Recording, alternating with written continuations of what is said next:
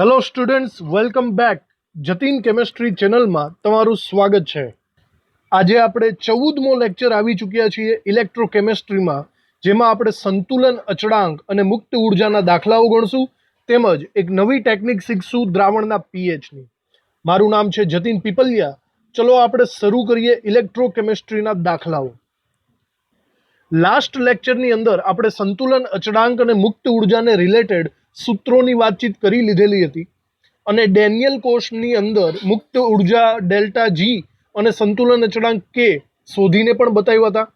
તો ચલો આપણે આ વખતે આગળ વધીએ અને એનસીઆરટીને રિલેટેડ કોયડો અને સ્વાધ્યાયના પ્રશ્નોને સોલ્વ કરીએ. તો જુઓ, સૌથી પહેલા કોયડો 3.2. આની અંદર તમને એક પ્રક્રિયા આપેલી છે અને તમને ડાયરેક્ટલી સંતુલન અચળાંક શોધવાનો કીધેલો છે અને E0 સેલ પણ આપી દીધેલો છે કોપર અને એજી માટે. તો એકદમ સિમ્પલ એવી પ્રોસેસ છે, લાસ્ટ લેક્ચરમાં આપણે ગણેલી જ હતી. આપણે ડાયરેક્ટ નન્સના સૂત્રને રિલેટેડ જઈ શકીએ છીએ. નન્સનું સૂત્ર E સેલ બરાબર E0 cell minus 0.0591 upon n. હવે n એટલે આપલે થતા ઇલેક્ટ્રોનની સંખ્યા. અહીંયા સ્પષ્ટ છે, બંને સાઈડ +2 વીજભાર છે એટલે કે 2 ઇલેક્ટ્રોનની આપલે થઈ છે. અને ત્યારબાદ લોગ નિપજના છેદમાં પ્રક્રિયકની જગ્યાએ આપણે સંતુલન અચળાંક કેસી મૂકવાનો છે. ઓકે, તો આ એક સ્ટ્રેટેજી હતી. અને બીજું એક વાત હતી કે આપણે ઈ સેલની વેલ્યુ 0 લેવી પડે. જો તમે ઈ સેલની વેલ્યુ 0 લેશો અને આ માઇનસ વાળા સ્ટેપને પેલી સાઈડ લઈ જશો તો આપણને ડાયરેક્ટલી એક નવું સૂત્ર મળશે. આ સૂત્ર ડાયરેક્ટલી તમે લખી શકો છો, E0 સેલ બરાબર 0.0591/2 લોગ કેસી. જો તમે ડાયરેક્ટલી આ સૂત્ર લખવા માંગતા હોય તો પણ લખી શકો છો. આ સંતુલન અચળાંકનું સૂત્ર થશે. ચલો આની અંદર હવે કિંમતો મૂકી દઈએ. E0 સેલની વેલ્યુ છે 0.46.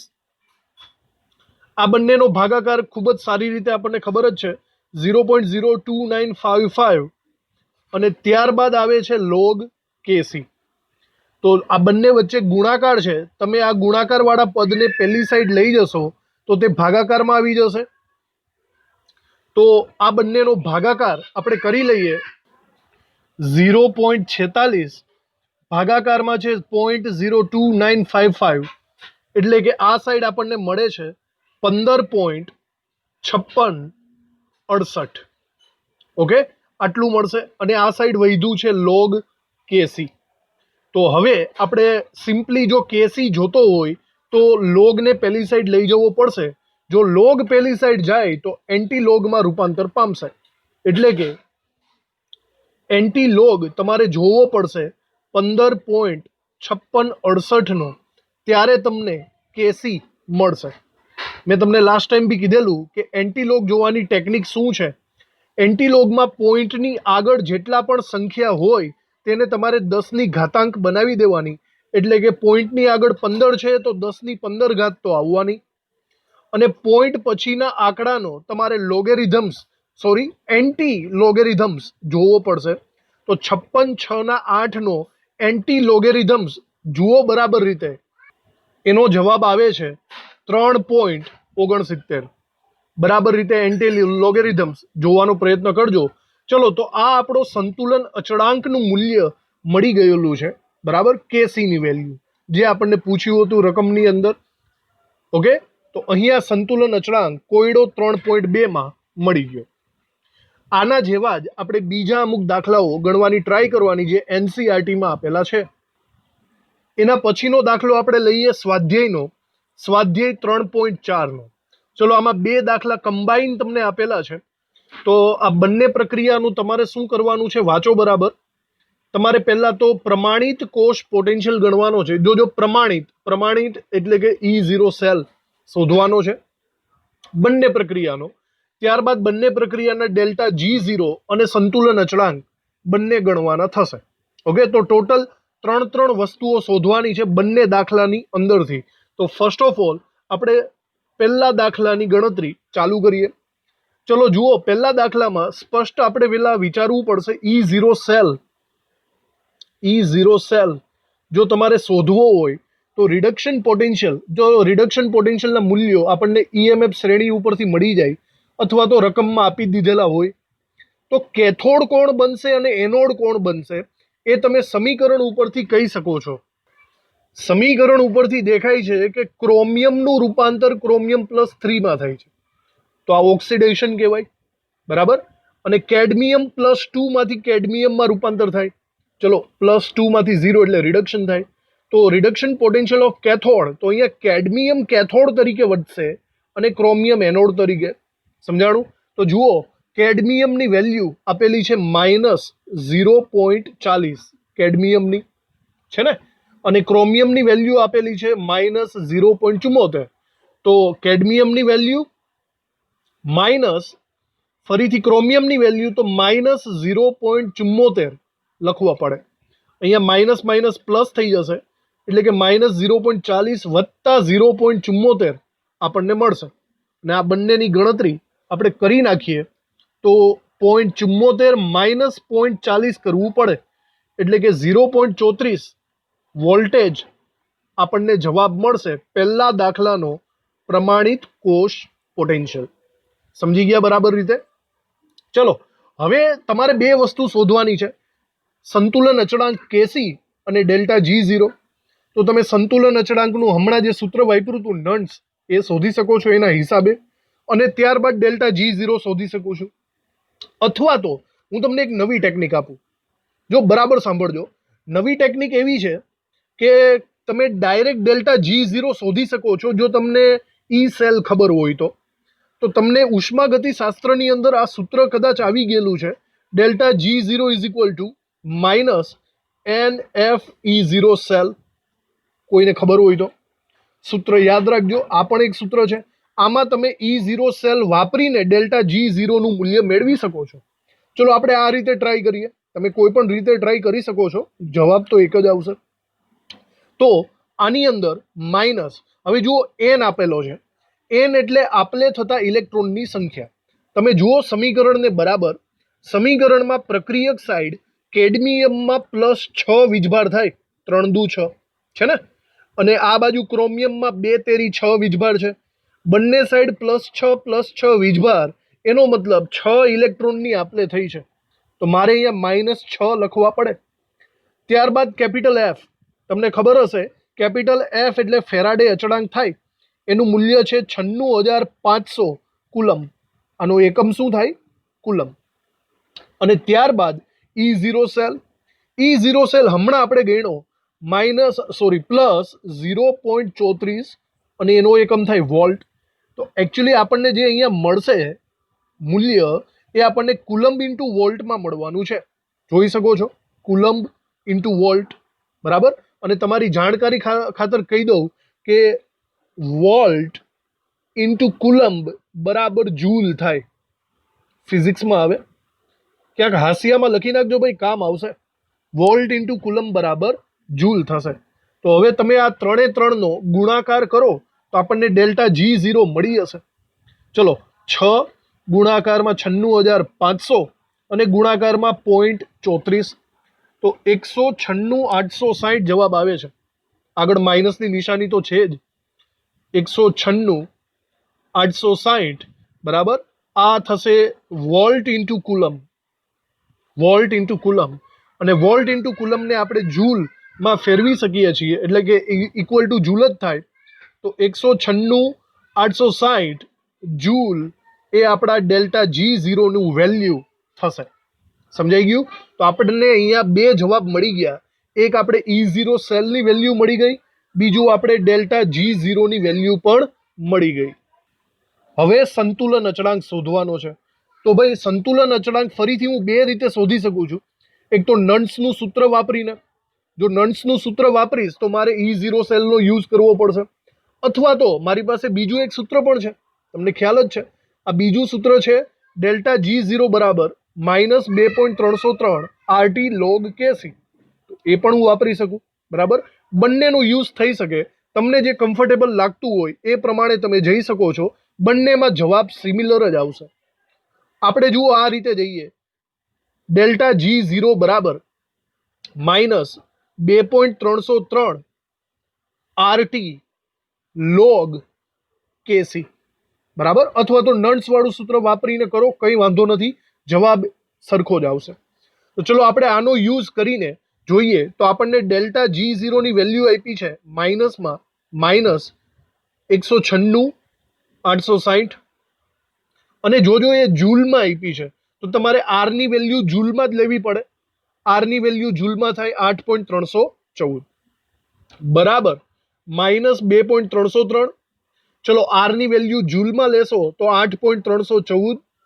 તાપમાન મેં હમણાં કીધું હતું, જ્યારે તાપમાનનું કોઈ કન્સિડર ન કરેલું હોય ત્યારે 298 કેલ્વિન લઈ લેવાનું. જોઈ લે રકમની અંદર તાપમાન આપેલું છે, રકમમાં તાપમાનનો કોઈ જિક્ર નથી કર્યો, તો પ્રમાણિત પરિસ્થિતિનું તાપમાન તમે લઈ શકો છો, જે છે 298 કેલ્વિન, અને ત્યારબાદ હું લખી શકું છું લોગ કેસી. સમજાઈ ગયું? તો ચલો હવે આપણે બંને સાઈડ, હવે એક રીતના હું એમ કહું કે આ ત્રણ વસ્તુ ને પહેલી સાઈડ લઈ જાઓ તો ભાગાકારમાં ચાલી જશે, અને બંને સાઈડ માઇનસ માઇનસની નિશાની છે તો સ્પષ્ટ છે તે પ્લસ પ્લસમાં હું ફેરવી શકું છું. સમજાઈ ગયું? બંને સાઈડ માઇનસ એટલે કે બંને સાઈડ પ્લસ થશે. તો હવે આપણે આ બધાનો આ ત્રણ સ્ટેપનો ભાગાકાર આ પહેલી સાઈડ લઈ જઈને કરી નાખીએ એક સાથે. તો સૌથી પહેલા મારે લખવું પડશે 196,860, એના ભાગાકારમાં આવશે પહેલા તો 2.303, ભાગાકારમાં બીજું આવશે 8.314, અને હજી એક છે ભાગાકારમાં 298. આટલી વસ્તુ થશે. તો આપણને અહીંયા મળે છે જવાબ 34.5014, બરાબર. આ થશે આપણો લોગ કેસી. સ્પષ્ટ છે? હવે આપણે જો કેસીની વેલ્યુ જોતી હોય તો લોગને પહેલી સાઈડ લઈ જવું પડે. જો લોગ સામેની સાઈડ જાય તો તમારો એન્ટી લોગ જોવો પડશે. એન્ટી લોગ કોનો? 34.5014, એના બરાબર થશે સંતુલન અચળાંક કેસી. હમણાં જ આપણે એન્ટી લોગ જોવાની ટ્રીક જોયેલી હતી કે જેમાં પોઈન્ટની ડાબી બાજુએ જેટલા પણ અંક હોય એને 10ની ઘાતાંક બનાવી દેવાની, એટલે કે અહીંયા 10ની 34 ઘાતાંક તો પાકી જ છે, અને આ પોઈન્ટની જમણી બાજુ જેટલા હોય એનો એન્ટી લોગેરિધમ્સ તમારે લોગ ટેબલમાંથી જોવો પડશે. તો 0.5014નો એન્ટી લોગેરિધમ્સ જોઈ લ્યો બરાબર રીતે. આ એન્ટી લોગેરિધમ્સ આવે છે 3.17. તો આવી રીતે આપણને કેસીની વેલ્યુ પણ મળી ગઈ. ત્રણ જવાબ આપણને જે કીધેલા છે એ ત્રણ જવાબ મળી ગયા. કેસીની વેલ્યુ આટલી આવે છે, ડેલ્ટા G0 ની વેલ્યુ પણ આપણે શોધી લીધી છે, અને E0 સેલની વેલ્યુ પણ શોધી લીધી. આવી રીતે ત્રણ જવાબ પરફેક્ટ આપણે ગણી લીધા. તો આ હતો સ્વાધ્યાય 3.4નો પહેલો દાખલો. હવે આપણે બીજા દાખલાને પણ સિમિલર એવી જ રીતે ગણવાનું છે, Fe+2 Ag+ની ટેકનિકને. સમજાઈ ગયું? તો ચલો એ આપણે ગણવાની કોશિશ કરીએ બરાબર રીતે. સેકન્ડ, તો સેકન્ડમાં આપણે સૌથી પહેલા જોઈશું E0 સેલ ગણવાનું. E0 સેલ એટલે reduction potential of cathode minus anode. રકમ બરાબર જુઓ, આમાં કોનું રિડક્શન થાય છે અને કોનું ઓક્સિડેશન. સૌથી પહેલા Fe+2, એમાંથી બને છે Fe+3, તો મતલબ ઓક્સિડેશન આંક વધ્યો તો આનું ઓક્સિડેશન થાય, અને એનાથી ઊંધું Ag+ માંથી 0 એટલે કે રિડક્શન થાય. તો તમારો Ag+ કેથોડ બને છે, Fe+2 એનોડ બને છે. તો ગોઠવો બરાબર 0.80, આમ બી મોટામાંથી નાનું જ બાદ કરવાનું થાય છે. 0.80 માંથી 0.77 બાદ કરવો પડશે, બરાબર. તો અહીંયા લખીએ E0 સેલ, તો 0.80 માઇનસ 0.77, તો એકદમ સિમ્પલી આ તો 0.03 વોલ્ટેજ આપણને મળે છે E0 સેલ. સમજાઈ ગયું વાતમાં? ચલો આવી રીતે. હવે લાસ્ટ ટાઈમ આપણે આના ઉપરથી ડેલ્ટા G0 શોધવાનો પ્રયત્ન કર્યો હતો, યાદ છે ને? તો આપણે આ વખતે બીજી ટેકનિક લઈએ. આ વખતે આપણે શું કરીએ, આપણે E0 માંથી પહેલા K શોધી કાઢીએ અને K માંથી ડેલ્ટા G શોધી કાઢશું. ક્લિયર? તો આ વખતે બીજી ટેકનિક જોઈએ, જવાબ તો એ જ આવવાના છે. તો આ વખતે આપણે નન્સના સૂત્રનો ઉપયોગ કરશું. E સેલ બરાબર E0 cell minus 0.0591 upon n log kc. આની અંદર E સેલ ઇક્વલ ટુ 0 થાય છે તો આપણે આ જ સૂત્રને ફરીથી આવી રીતે લખી શકીએ છીએ. E0 સેલ બરાબર 0.0591 અપોન n log kc. નિશાની બદલી ગઈ. આગળ જે માઇનસની નિશાની હતી એ કેવી થઈ ગઈ? પ્લસની નિશાની. ઓકે, ચલો તો હવે આનામાં કિંમત મૂકતા જઈએ. E0 સેલની વેલ્યુ છે અહીંયા 0.03 બરાબર 0.0591 અપોન n. ચલો n એટલે આપલે થતા ઇલેક્ટ્રોનની સંખ્યા. જરાક અહીંયા નજર દોડાવો. પહેલા Fe+2 માંથી શું બને છે? Fe+3 એક ઇલેક્ટ્રોનનો ચેન્જ થયો અને Ag+ માંથી Ag આમાં પણ એક ઇલેક્ટ્રોનનો ચેન્જ થયો. મતલબ n ઇક્વલ ટુ 1 આવશે. અહીંયા 1 આવશે log kc. સમજાઈ ગયું? ચલો હવે છેદમાં 1 એટલે લખવાની જરૂર નથી. આ સ્ટેપને પહેલી સાઈડ લઈ જશો તો તે ભાગાકારમાં આવી જશે. તો બંનેનો ભાગાકાર આપણે કરવો પડશે. તો 0.03 એના ભાગાકારમાં આવે છે 0.0591. ઓકે, તો આવી રીતે થશે 0.5076 બરાબર થાય છે log kc. ઓકે, તો હવે આપણે આ લોગને આ સાઈડ લઈ આવીએ તો એન્ટીલોગ થશે. તો આપણે લખવું પડશે એન્ટીલોગ 0.5076 બરાબર kc. ઓકે, તો એન્ટીલોગનો નિયમ હમણાં જ આપણે ઘણી બધી વાર ચર્ચા કરી. તો પોઈન્ટની આગળ આ વખતે છે 0, તો 10ની 0 ઘાત થાય. 10ની 0 ઘાત ઇક્વલ ટુ 1 થાય. ખબર ન હોય તો હાંસિયામાં લખી નાખવું તમારે. બરાબર, હાંસિયામાં બધું ઇમ્પોર્ટન્ટ માહિતીઓ લખતી જવી. અને પોઈન્ટ પછી છે 5076. તો ચલો 0.5076 નો એન્ટી લોગેરિધમ્સ તમારે જોવાનો છે. જોઈ લ્યો બરાબર. એનો એન્ટી લોગેરિધમ્સ જોવો બરાબર 3.22 આવે છે. તો ઓવરઓલ મને અહીંયા કેસીની વેલ્યુ આટલી મળે છે. કેસી બરાબર 3.22 ગુણ્યા 1 એટલે કે 3.22. આવી રીતે મને કેસીની વેલ્યુ મળશે. બરાબર. હવે બાકી વધ્યું ડેલ્ટા જી. તો હવે ડેલ્ટા જીની વેલ્યુ તમે બે રીતે લઈ શકો છો. ચલો, કાં તો તમે કેસીને રિલેટેડ જશો તો પેલું સૂત્ર વાપરવું પડશે. આપણે બંને સૂત્ર અહીંયા લખી જ નાખીએ. ડેલ્ટા G0 બરાબર -2.303 RT log KC. ઓકે, અથવા બીજું સૂત્ર છે આપણી પાસે ડેલ્ટા G0 બરાબર -NFE0 સેલ. તમારી ઈચ્છા બંનેનો યુઝ કરી શકો છો. આપણે જે સેલનું હોય એનો યુઝ કરવો. આપણે NFE0 સેલ ઉપર જઈએ જેથી લોગ જોવાની કંઈ ઝંઝટ ન રહીએ. બરાબર. તો ચલો આના પછી આપણે NFE0 સેલ વાળું સૂત્ર મૂકશું. તો સૂત્ર છે ડેલ્ટા G0 બરાબર -NFE0 સેલ. બરાબર. તો ડેલ્ટા G0 આપણે શોધવાનું છે. -n એટલે કે આપલે થતા ઇલેક્ટ્રોનની સંખ્યા. અહીંયા હમણાં જ આપણે ચર્ચા થઈ હતી. આપલે થતા ઇલેક્ટ્રોન આ વખતે 1 છે. તો -1 ગુણાકારમાં 96500 અને ગુણાકારમાં E0 સેલ. ચલો, E0 સેલની વેલ્યુ આપણે ઓલરેડી આગળ ગણી ચૂક્યા છીએ, જે છે 0.03. તો અહીંયા લખી નાખીએ 0.03. તમારે આ સિમ્પલી 3 નો ગુણાકાર કરવાનો થશે. બરાબર. તો 96500 ગુણાકારમાં 0.03. તો મને અહીંયા મળે છે 2895 અને એનો એકમ થશે વોલ્ટ ઇન્ટુ કુલમ. અને વોલ્ટ ઇન્ટુ કુલમ જો તમારે ન લખવો હોય તો વોલ્ટ ઇન્ટુ કુલમ બરાબર શું થાય? જૂલ. તો આપણને આવી રીતે જૂલની અંદર કિંમત મળી જશે. કદાચ જૂલને કિલો જૂલમાં ફેરવવાની થાય તો તમારે 10ની -3 ઘાત કંડક્ટ કરી લેવાની, એટલે કે 2.895 આવી રીતે કરશો તો તમારો જવાબ કિલો જૂલમાં આવી જશે. સમજાઈ ગયું?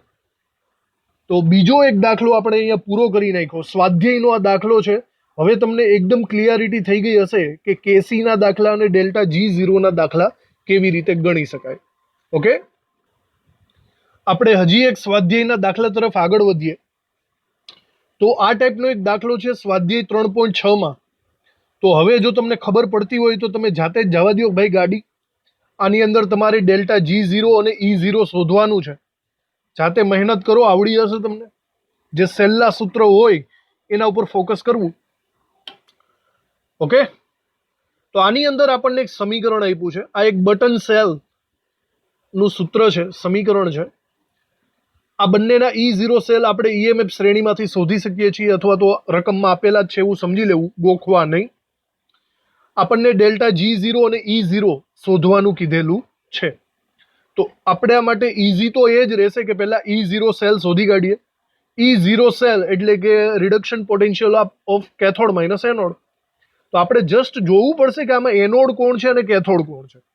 એક રીતના તો વિચારો કે આમાં જે મોટું મૂલ્ય હોય એ કેથોડનું જ હોય, અથવા તો રકમ જુઓ, Zn માંથી Zn+2 બને છે તો ઓક્સિડેશન થાય. તો એનો મતલબ સિમ્પલ છે કે આ Zn છે તે એનોડ છે, તો સામેવાળો કેથોડ હોય. સ્પષ્ટ વાત છે, બરાબર. તો આપણે પહેલો જવાબ અહીંયા લખીએ, E0 સેલ બરાબર રિડક્શન પોટેન્શિયલ ઓફ કેથોડ. ચલો, કેથોડ તરીકે Ag2O છે અને એનોડ તરીકે Zn છે. ઓકે, તો 0.344 માઇનસ 0.76 આવી રીતે થાય. માઇનસ માઇનસ પ્લસ થઈ જશે, પ્લસ 0.76, બરાબર. અને બંનેનો આપણે સરવાળો કરવો પડે. 0.344 વત્તા 0.76 તો 1.104 વોલ્ટેજ મળે છે. 1.104 વોલ્ટેજ. આ આપણો પહેલો જવાબ થાય છે E0 સેલ શોધવાનો. સિમ્પલ.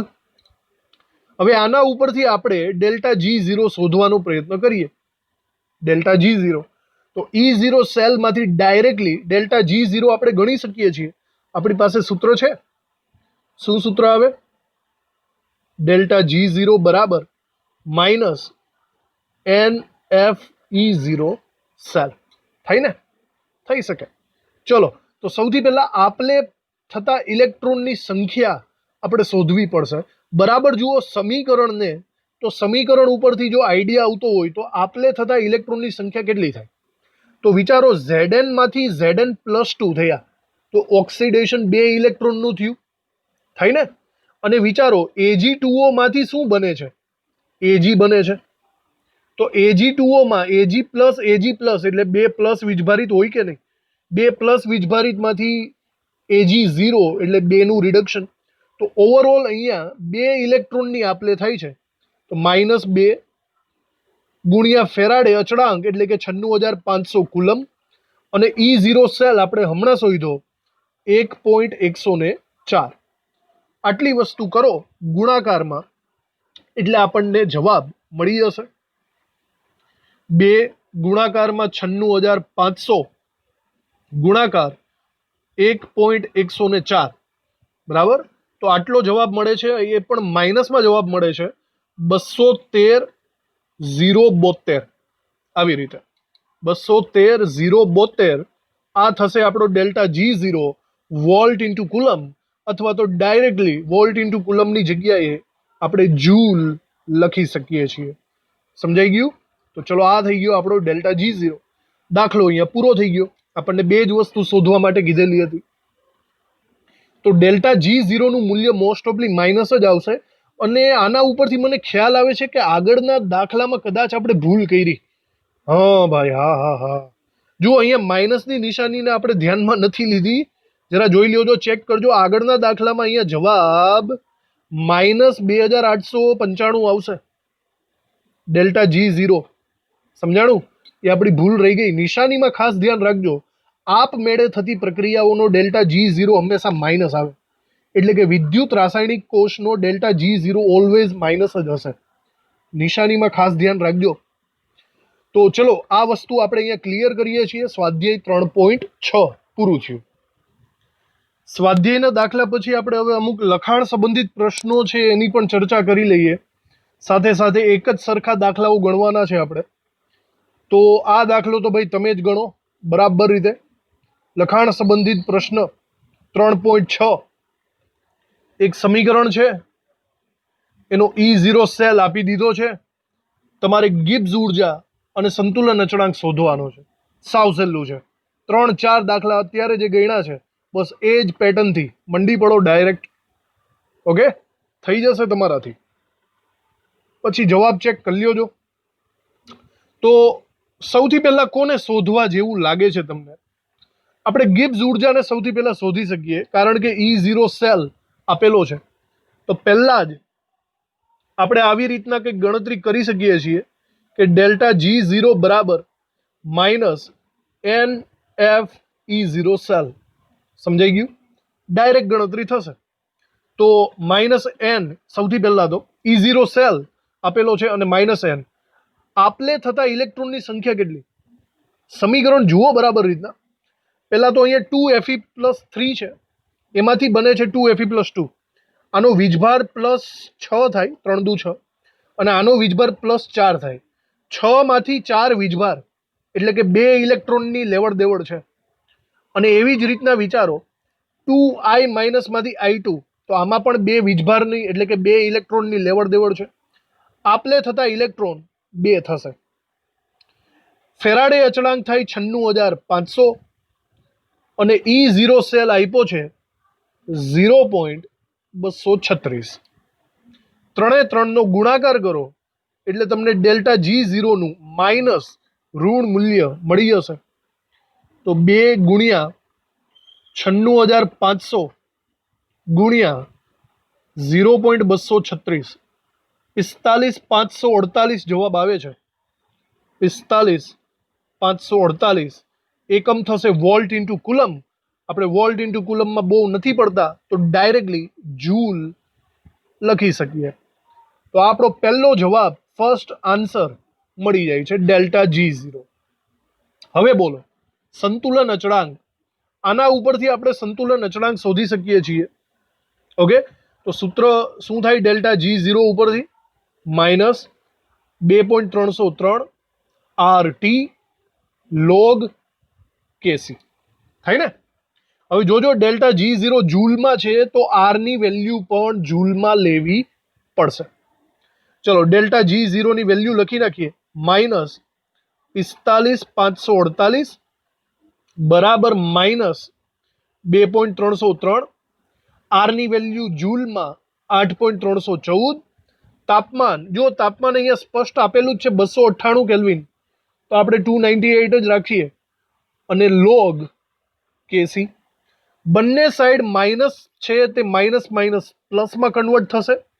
અને આ 3 ગુણાકારવાળા પદને સામેની સાઈડ લઈ જાઓ તો તે સામેની સાઈડ છેદમાં ચાલ્યા જશે. તો આપણે અહીંયા ભાગાકાર કરવાનો પડશે. તો 45548 એના છેદમાં પહેલા છે 2.303, બીજું છેદમાં છે 8.314 અને ત્રીજું છેદમાં છે 298.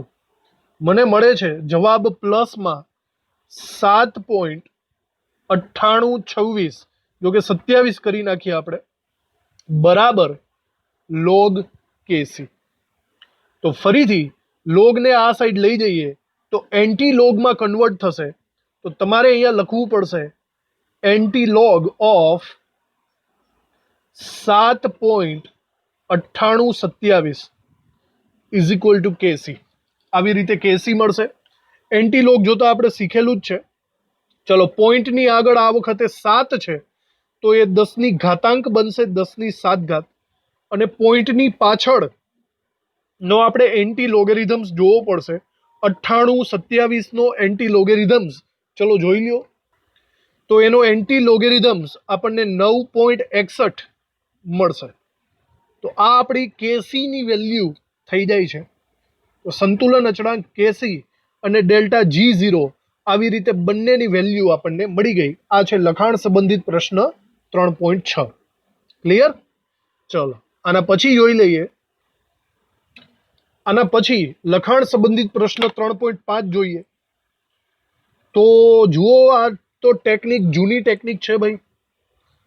કોષનો ઈએમએફ ગણવાનો કીધેલો છે, સમીકરણ આપ્યા છે, સાંદ્રતા આપી છે, E0 સેલ આપ્યો.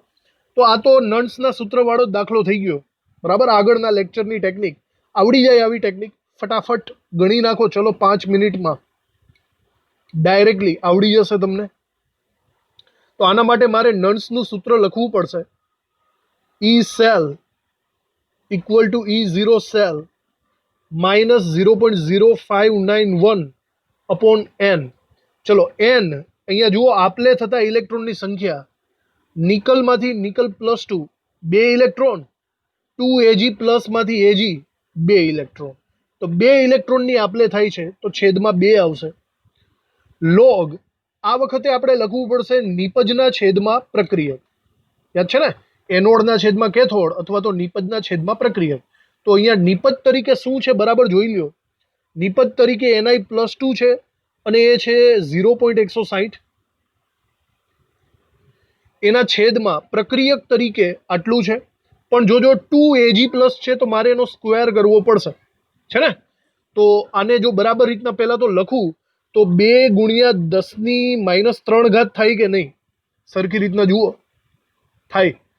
તો 2 ગુણ્યા 10⁻³ નો સ્ક્વેર કરવો પડશે આવી રીતે. ચલો બાકીની વેલ્યુ ફરીથી મૂકીએ. E0 સેલ આપણને આપ્યો છે 1.05 વોલ્ટ માઇનસ આ બંનેનો ભાગાકાર ખબર જ છે 0.02955 લોગ. ચલો આનો ભાગાકાર કરી લઈએ. તો પહેલા તો જુઓ 10⁻6 છેદમાં છે, એ અંશમાં આવશે તો 10⁻6 માં કન્વર્ટ થશે. બાકીનાનો ભાગાકાર કરી લઈએ બરાબર રીતે. તો અંશમાં છે 0.160, ભાગાકારમાં 2 નો વર્ગ, 2 નો વર્ગ એટલે કે 4. તો મને મળે છે 0.04 ગુણ્યા 10⁻6. હવે જો 0.04 ને તમે બરાબર રીતે લખો 4 તો 2 પોઈન્ટ જમણી બાજુ ખસે છે, તો જમણી બાજુ એટલે -2 થાય. તો 6 - 2 એટલે કે 4. ડાયરેક્ટલી લખી શકો 4 ગુણ્યા 10⁻4. સમજાઈ ગયું? હવે તમને ખબર જ છે કે આ એક કાઉન્સ છે. કાઉન્સને સૌથી પહેલા તમારે ગણતરીમાં લેવું પડશે, એટલે કે લોગને સૌથી પહેલા ગણતરીમાં લ્યો. તો ચલો લોગ 10⁻4 ની વાત કરું તો 4 તો થવાનો જ છે, અને લોગ 4 ની ગણતરી કરો. લોગ 4 એટલે કે લોગ 40 નો 0 માં 0 લોગેરિધમ્સ કરો. લોગેરિધમ્સ લોગ ટેબલની અંદર તમારે જાતે કરવું પડશે. તો 0.6020 આવે છે. બંનેનો સરવાળો એટલે કે 4.6020. બરાબર. આ ગણતરી તમે હાંસિયામાં લખી શકો છો, 4.6020. ચલો બાકીની વસ્તુ ઉપર આગળ વધીએ. તો 1.05 માઇનસ કાઉન્સમાં 0.02955 અને એના ગુણાકારમાં આવે છે 4.6020. તો આ બંનેનો ગુણાકાર કરીને કાઉન્સ સોલ્વ કરીએ આપણે. તો 0.02955 ગુણાકારમાં 4.6020 થશે. તો 0.1359 એટલે 136 જ લખીએ, 0.136 થાય. 0.136 જેને આપણે બાદબાકી કરવાની છે. તો 1.05 માઇનસ 0.136 તો 0.914 જવાબ આવે છે. આ મળ્યો આપણો બિન પ્રમાણિત કોષ પોટેન્શિયલ વોલ્ટેજમાં આપણો ફાઇનલ જવાબ. સમજાઈ ગયું? ચાલો, તો આવી રીતે આ હતો આપણો દાખલો લખાણ સંબંધિત પ્રશ્ન 3.5. ઓકે, હજી એક લખાણ સંબંધિત પ્રશ્ન છે, એ પણ આપણે સોલ્વ કરીએ. તો આ દાખલો છે લખાણ સંબંધિત પ્રશ્નનો 3.4 નો. થોડોક હટકે દાખલો છે, બરાબર આને તૈયાર કરો. જુઓ શું લખ્યું છે. pH 10 ધરાવતા દ્રાવણના સંપર્કમાં રહેલા હાઇડ્રોજન વિદ્યુત ધ્રુવનો પોટેન્શિયલ ગણો. તો pH 10 ધરાવતું દ્રાવણ, સપોઝ કોઈ આપણી પાસે દ્રાવણ છે, એની pH 10 છે, એના સંપર્કમાં રહેલો હાઇડ્રોજન વિદ્યુત ધ્રુવ, તો આ હાઇડ્રોજન અર્ધકોષની જ વાત કરે છે જે આપણે થિયરીમાં ભણી ગયા હતા. તમને યાદ હશે કંઈક આવો આપણે અર્ધકોષ ભણી ગયા છીએ, વાયુમય વિદ્યુત ધ્રુવ, બરાબર. તો તમને એમ પૂછ્યું છે આનો પોટેન્શિયલ કેટલો, તો તમે કહેશો કે સર આનો પોટેન્શિયલ તો ફિક્સ જ છે ને 0.0 વોલ્ટ. હા, પણ એ ક્યારે, જ્યારે પ્રમાણિત હોય તો. યાદ કરો, EMF શ્રેણી પ્રમાણે હાઇડ્રોજનનો અર્ધકોષનો પોટેન્શિયલ 0 છે જો તમે સાંદ્રતા 1 મોલારિટી લેશો તો. પણ અહીંયા જુઓ સાંદ્રતા કેટલી છે, અહીંયા pH 10 આપી છે ભાઈ, pH 10.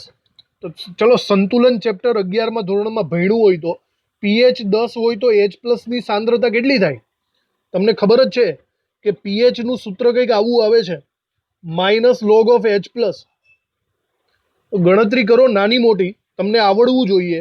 H+ ની સાંદ્રતા થશે 10⁻10. સમજ પડે છે?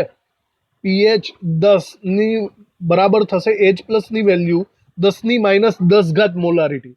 તો હવે વિચારો, 1 મોલારિટી હોય તો એના વોલ્ટેજ પ્રમાણિતપણે 0 હતા, પણ હવે સાંદ્રતા પ્રમાણિત નથી. આ વખતે સાંદ્રતા કેટલી થઈ ગઈ છે વિચારો બરાબર. આ વખતે થઈ ગઈ છે 10⁻10. તો પછી આ જે પોટેન્શિયલ, મતલબ જે ઇલેક્ટ્રોડ અંદર ડૂબાડ્યો છે એનો પોટેન્શિયલ કેટલો, એ આપણે ગણવાનો છે. તો થોડી ગણતરી કરવી પડશે. તો આ બિન પ્રમાણિત કહેવાય ને, તો બિન પ્રમાણિત શોધવા માટે તો આપણે નન્સનો સહારો લેવો પડે, સીધી વાત છે. તો આપણે નન્સની ટેકનિકથી આપણે અહીંયા અર્ધકોષનો, બિન પ્રમાણિત અર્ધકોષનો પોટેન્શિયલ માપવાનો છે. તો બરાબર રીતના વિચારો. ચલો, pH બરાબર 10 એટલે H+ 10⁻10. ચલો એ ખબર પડી ગઈ. તો આપણે કયો પોટેન્શિયલ માપીએ? તો નોર્મલી અહીંયા રિડક્શન પોટેન્શિયલ ઉપર જ પ્રિફર કરીએ આપણે. તો રિડક્શન પોટેન્શિયલનું મૂલ્ય, પહેલાં તો રિડક્શન પોટેન્શિયલનું આપણે શું કહેવાય, સમીકરણ લખી નાખીએ. રિડક્શન પોટેન્શિયલ એટલે કે ચલો રિડક્શન થાય એવો, તો H+ આ સાઈડ રાખીએ અને આ બાજુ હાઇડ્રોજન રાખીએ. એનો મતલબ પ્લસમાંથી 0 ઘટાડો થયો. હવે આને બેલેન્સ કરી દો તો 2H+ અને 2 ઇલેક્ટ્રોન આ સાઈડ આવે. હવે હું એમ કહી શકું છું કે આ રિડક્શન પ્રક્રિયા છે. આનો આપણે અર્ધકોષ પોટેન્શિયલ શોધવાની ટ્રાય કરીએ. ચલો, આનું આપણે નન્સનું સૂત્ર બનાવીએ. તો નન્સનું સૂત્ર કંઈક આવું બનશે, E સેલ, ચલો E સેલ પહેલાં તો ન લખાય, EH+H2 બરાબર E0H+H2 -0.0591 ના છેદમાં, બોલો હવે છેદમાં આપલે થતા ઇલેક્ટ્રોનની સંખ્યા સ્પષ્ટ દેખાય જ છે, 2 ઇલેક્ટ્રોન આપલે થાય છે, લોગ નિપજના છેદમાં પ્રક્રિયક. ચલો નિપજ છે હાઇડ્રોજન, એટલે કે આ આયન નથી તો આપણે હાઇડ્રોજનને નહીં લખીએ, 1 લખશું. ના છેદમાં પ્રક્રિયક, છેદમાં H+2 વાર છે ભાઈ. H+2 વાર હોય તો એનો સ્ક્વેર કરવો પડશે. સમજ પડી? આવી રીતે થયું. ચલો હવે બાકીની વસ્તુ આગળ વધારીએ આપણે ગણતરી. તો E0H+H2 EMF શ્રેણી પ્રમાણે કેટલો થઈ જાય? 0. માઇનસ આની વાત કરો તો ભાગાકાર થાય છે 0.02955 થાય ને. ત્યારબાદ આગળ વધીએ તો આ લોગને આપણે હવે કેલ્ક્યુલેટ કરવું પડશે. આપણે શું કરવાનું છે, આપણે અહીંયા ઈ પોટેન્શિયલ શોધવાનો છે બિન પ્રમાણિતનો. તો H+ ની સાંદ્રતા આપણે હમણાં શોધી 10⁻10, બરાબર. 10⁻10 નો અહીંયા સ્ક્વેર કરીને મૂકવાનો છે તમારે. તો તમારે અહીંયા મૂકવો પડે લોગ 1/10⁻10 નો સ્ક્વેર એટલે કે -20 થાય ને. હવે વિચારજો, -20 ઉપર આવે તો શું થાય? +20 થાય. સ્પષ્ટ વાત છે, ડાયરેક્ટલી જ લખી નાખો તો log 10⁻20 થાય. જે log 10⁻20 છે એ ઘાતાંક આગળ આવી જાય, થાય ને. 20 આગળ આવી જશે ગુણાકારમાં. તો ચલો ગણતરી પ્રમાણે અહીંયા આવશે -0.02955, ગુણાકારમાં 20 આવે છે અને પછી આવે છે log 10. આપણને ખબર જ છે કે log 10 ની વેલ્યુ 1 થાય. ચલો એ તો ઉડી ગયો એવું જ સમજો. તો તમારે ફાઇનલી ગુણાકાર કરવો પડશે આ બંનેનો, બરાબર. ગુણાકાર કરો 0.02955, એના ગુણાકારમાં છે 20. એટલે કે 0.591 મને મળે છે. 0.591 અને જોજો માઇનસની નિશાની આગળ છે. 591 જવાબ આવશે વોલ્ટેજમાં. આ આપણને હાઇડ્રોજન અર્ધકોષનો બિન પ્રમાણિત પોટેન્શિયલ મળી ગયો. તો થોડોક એવો હટકે દાખલો હતો H+ ને રિલેટેડ. તો આવા દાખલાઓ હજી થોડાક આવશે. મટીરિયલ રિલેટેડ આપણે એક લેક્ચર લઈશું એની અંદર. તો ચલો આ દાખલો પૂરો બરાબર રીતે લખી નાખ્યો હશે. તો આજે મતલબ ઘણા દાખલા ગણ્યા. આજના આપણે આ લેક્ચર અહીંયા ખતમ કરીએ. સંતુલન અચળાંકને લગતા દાખલાઓ બધા થઈ ગયા. પીએચને લગતી માહિતી હવે નેક્સ્ટ લેક્ચરમાં આપણે જોઈશું. થેન્ક યુ આ લેક્ચર ભરવા માટે. નેક્સ્ટ લેક્ચરમાં આપણે પીએચને લગતા દાખલાઓ જોવાના છે. મળીએ નેક્સ્ટ લેક્ચરમાં.